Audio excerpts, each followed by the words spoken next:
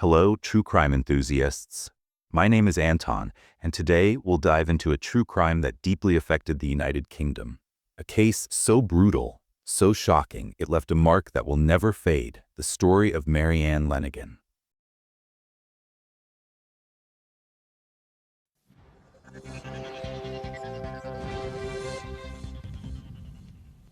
It's 10 o'clock. I'm Steve Dixon. Police believe a teenage girl found stabbed to death may have been assaulted for several hours. Mary-Ann Leneghan's body was discovered in a park in Reading with a single stab wound to her neck. Her 18-year-old friend was seriously injured. Officers believe the girls got into a maroon car with a group of men. Mary-Ann was born on January 13, 1989, to a father from Ireland and a mother from England. When she was still a child, her parents separated. From then on, it was just Mary-Ann, her younger sister, and their mother, trying to make the best of things. She was a student at Prospect College, and while she loved painting and music, her school years were far from smooth. Mary-Ann started skipping school, going missing for days, even a whole month once. During that time, she stayed with friends in East Reading without letting her family know where she was.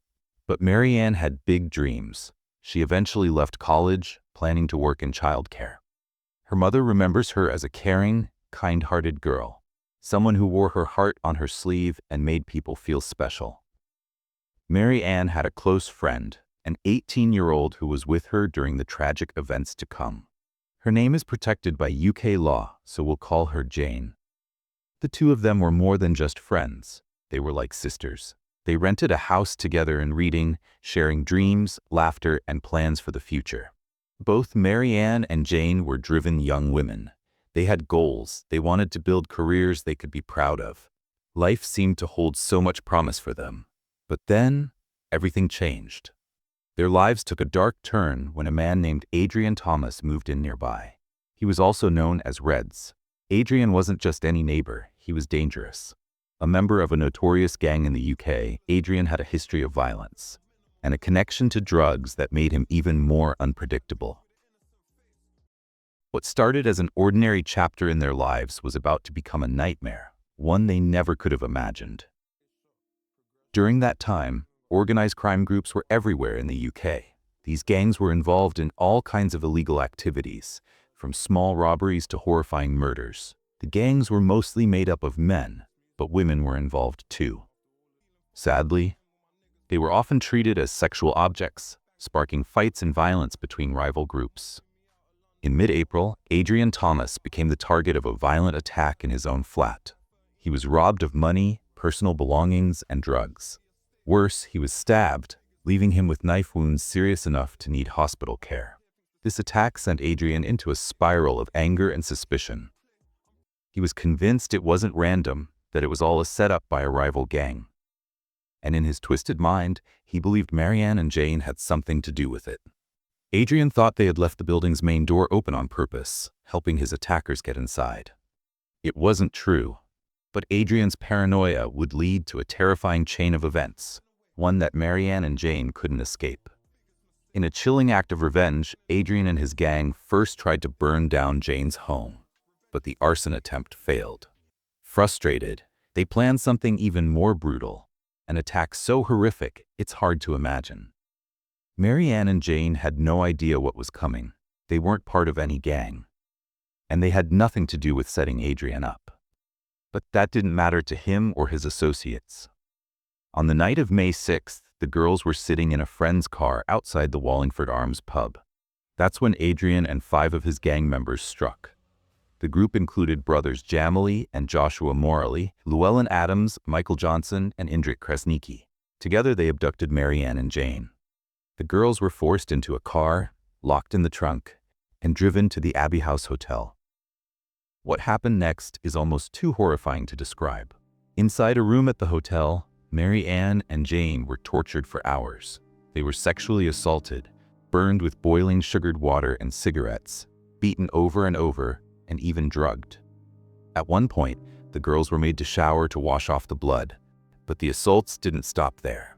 Once they were out of the shower, the men continued their unimaginable cruelty. Mary-Ann and Jane had no way of knowing how much more horror they would endure. or if they would survive the night.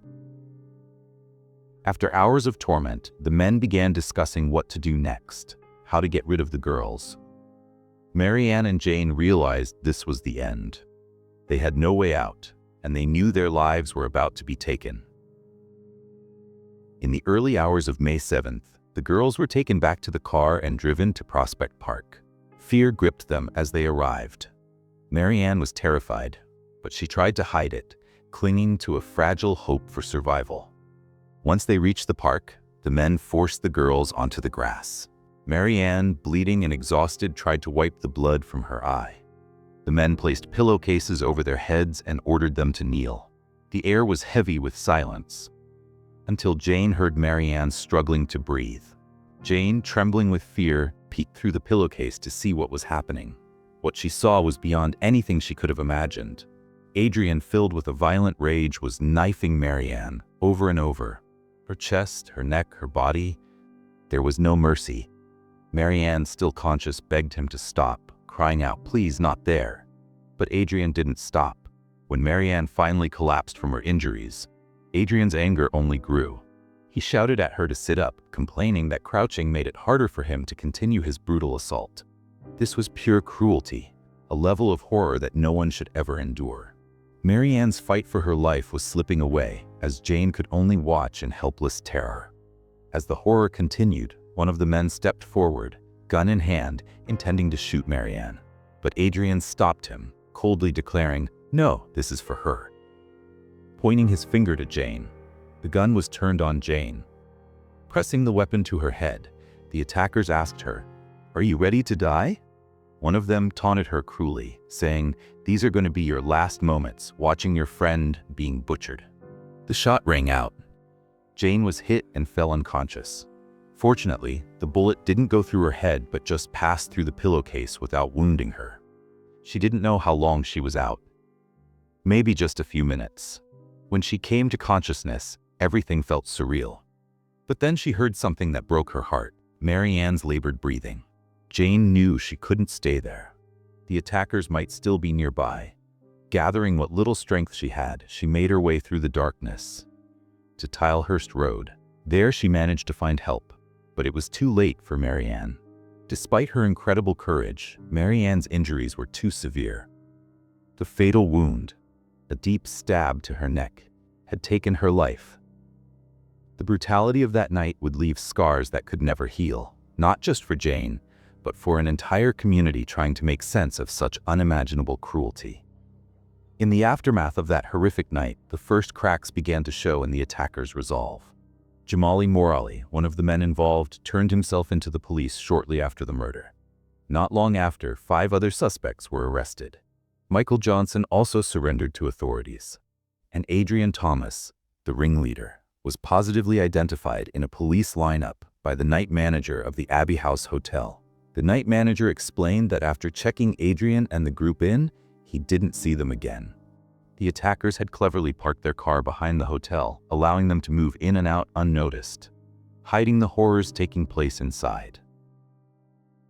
Eventually, justice was served. Every man involved in this brutal crime was sentenced to life in prison.